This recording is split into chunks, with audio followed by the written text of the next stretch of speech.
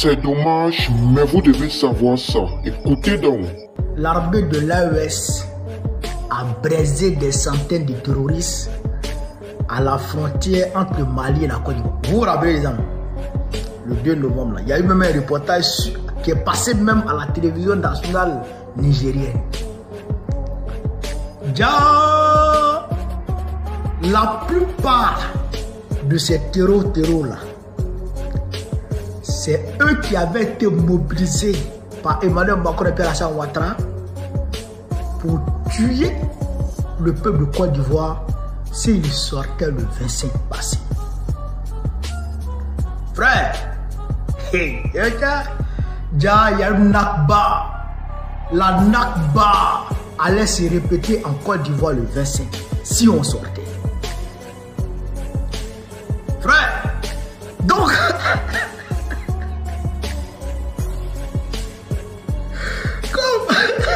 comme Babo, lui, il était informé. Il savait un peu qu'il y avait ce genre de choses qui étaient planifiées là. Donc il a dribblé tout le monde. Maintenant, comme il a dribblé tout le monde, il y a des gens qui ont informé Dramane Ouattara. Je dirais, le renseignement français a informé Dramane Ouattara que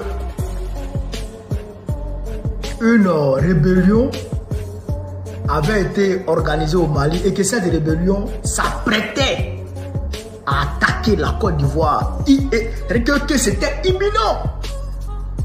Qu'une rébellion allait rentrer en Côte d'Ivoire de façon imminente. Donc, il a mobilisé ces terroristes-là pour aller essayer de contenir l'arrivée d'éventuels rebelles en Côte d'Ivoire. Donc eux ils sont allés au Mali maintenant pour aller attaquer le sud du Mali.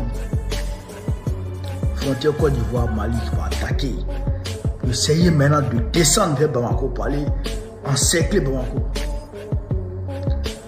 Donc quand ils ont quitté la Côte d'Ivoire, ils sont arrivés là-bas. Ah, l'armée malienne, l'armée de l'AES, frère, ont commencé à les briser, à les frapper, à les dire. Ils n'ont même pas laissé temps. Ils les ont frappés, les grillés, les brisés. Non, c'est pas bon. Donc, à l'heure où je parle là, ceux qui devraient tuer les Ivoiriens sont en enfer. Ils sont en train de crier Assimi pardon.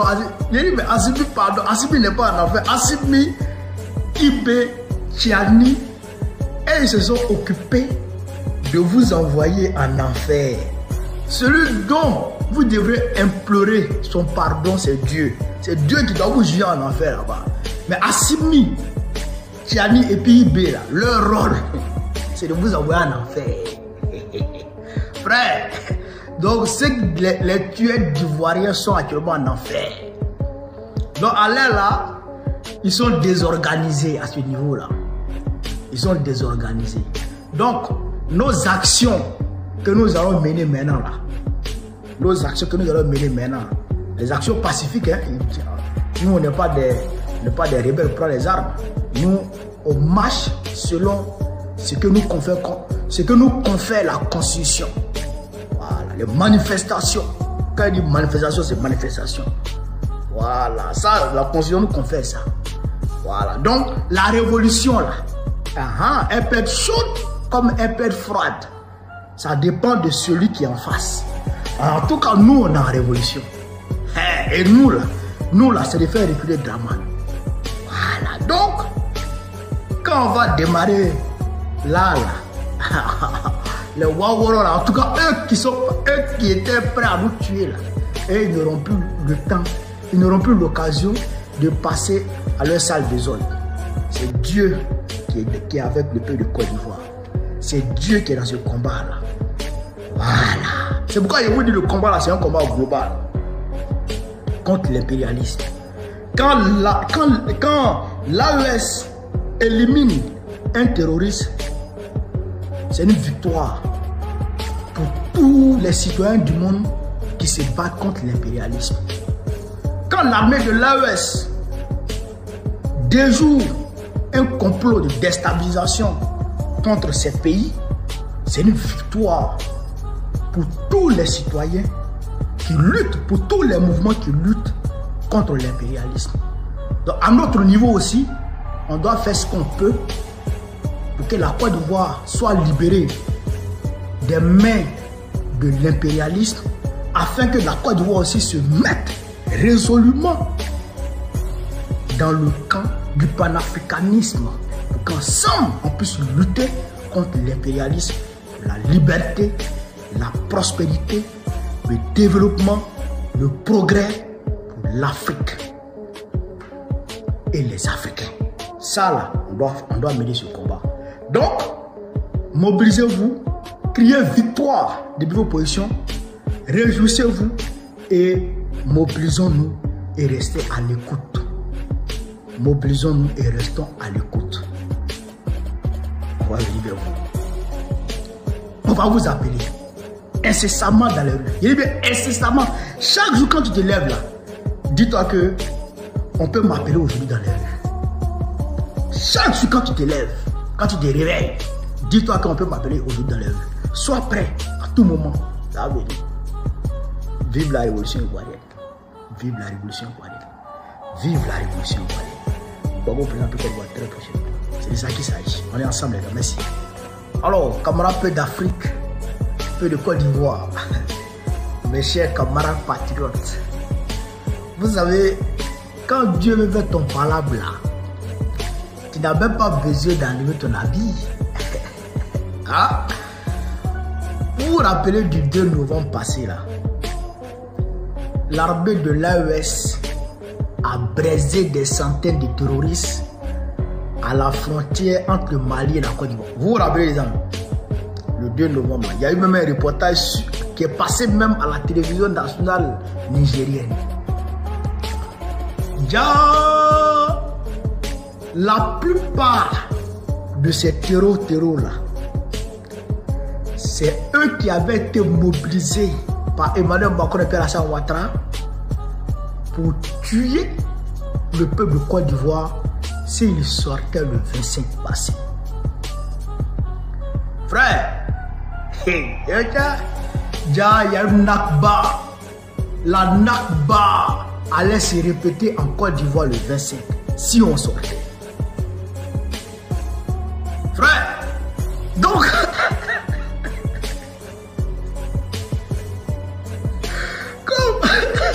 comme Bago, lui, il était informé. Il savait un peu qu'il y avait ce genre de choses qui étaient planifiées là. Donc il a dribblé tout le monde. Maintenant, comme il a dribblé tout le monde, il y a des gens qui ont informé Dramane Ouattara. Je dirais, le renseignement français a informé Dramane Ouattara que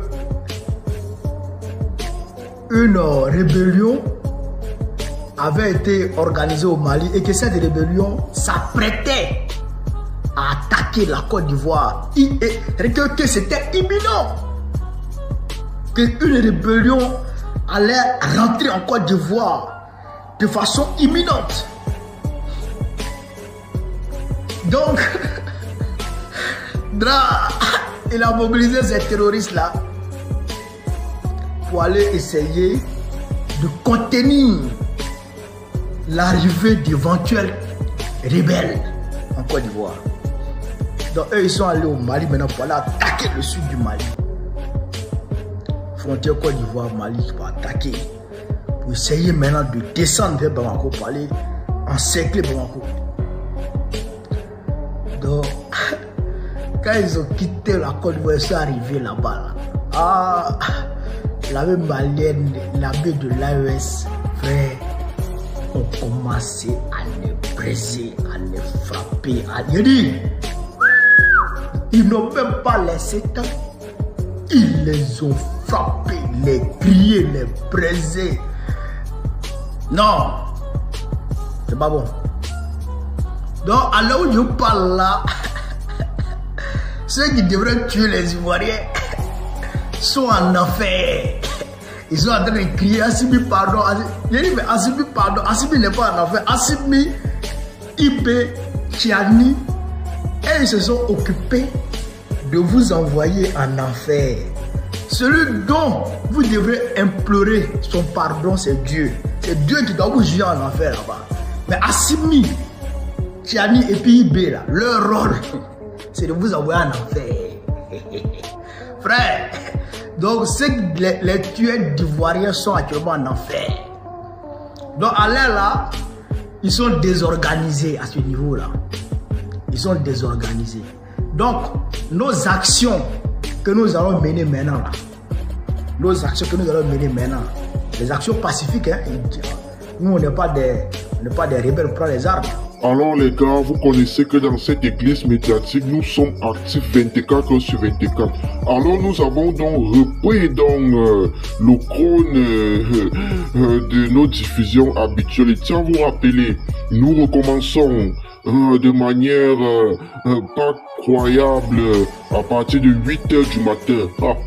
Aujourd'hui même, nous allons faire la veille parce que ce qui se prépare, c'est du lourd. Et surtout, nous sommes déjà déployés dans tous les pays d'Afrique de l'Ouest et dans tous les pays de l'AES. Alors ceux-là qui continuent encore à tarder ou à douter de cette portée médiatique, de cette église médiatique, sachez que nous n'avons pas discuté quelque chose avec vous. Et si vous n'êtes pas fiers, vous n'avez qu'à quitter ici, car on ne supplie pas. Vous êtes là parce que le contenu est bon, le contenu est soigné et soigné. Alors, c'est à la prochaine. Comme d'habitude, vous connaissez, cette église médiatique est dans toutes sortes de thématiques. Mais surtout, la thématique phare, c'est la thématique que vous connaissez. Alors, l'église médiatique dont je suis moi-même le pasteur, implémente des contenus, des thématiques au jour le jour. Et nous allons vraiment, cette semaine-ci, être encore très actifs.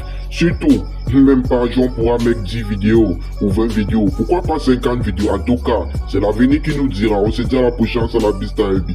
Bisous là-bas les gars. Bye.